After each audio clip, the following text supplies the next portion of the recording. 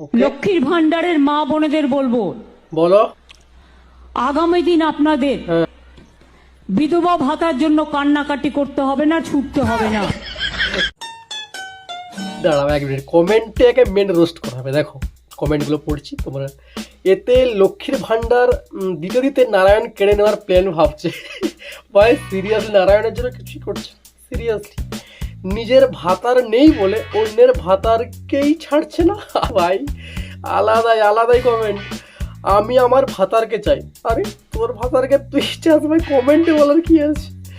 এবার মমতা দিদিকে বলবে টাকা দাও না, আমাকে ভাতার দাও। তখন দিদি কোথায় যায় দেখুন। আবার কে লিখেছে, অভিষেক ব্যানার্জির বউ কি লক্ষ্মীর ভান্ডার পায়? ভালো ভাই, লজিক্যাল কোশ্চেন ভাই। আচ্ছা অভিষেক কি বিয়ে হয়েছে আমি তাও জানি না, কিন্তু এই রে গেছে, একদম গেছে, মাথা পুরো খারাপ হয়ে গেছে না ভাই। আমি একমত ভাই, এটার সঙ্গে আমি 100% একমত।